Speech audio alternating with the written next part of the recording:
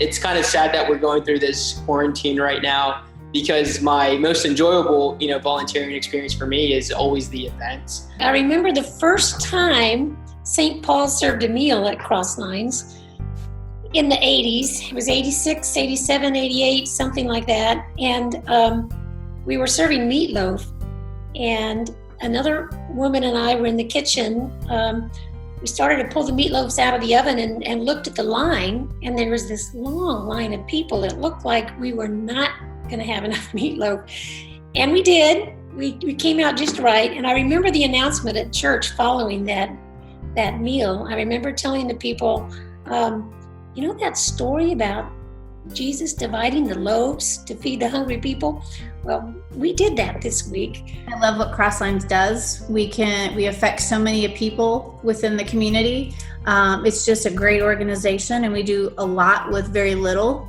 And you can actually see it's rewarding because you can see the difference that you can make with other people. They have been wonderful every year that I've worked with them since I've been with United Way, and especially with COVID-19 hitting and the massive disruption we had, particularly with, having to get a lot of kids who would have gotten food from their schools, no longer able to get that food.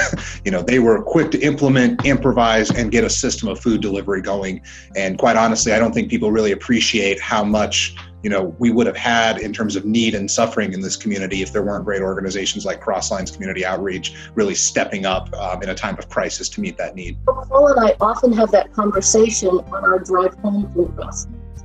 We've been there for a morning or an afternoon, and we're driving home and we're saying, I think today we really had a special moment when we worked with maybe a special client, or maybe there was a special challenge or something different that came up. But almost every experience, there is something there that touches you.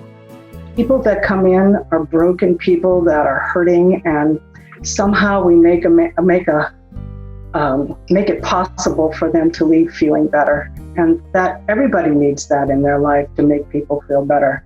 Crosslines, it's an organization that is, it's more than a hands-out organization, it's a hands-up organization. That speaks to me because it's more than just, here's some food, here's some money for your rent, but how can we better people? And for me personally, that gives me hope that maybe someday we can get these folks out of their homelessness. Why do I continue to support Crosslines? I would say is all the amazing people that I've met, from the staff to the board to the volunteers.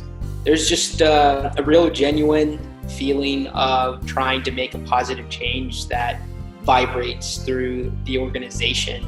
So really, when you look at these people, look at the staff, and see how dedicated they are to the mission, it makes it really easy for me to not only support Crosslines, but to continue to support Crosslines as well.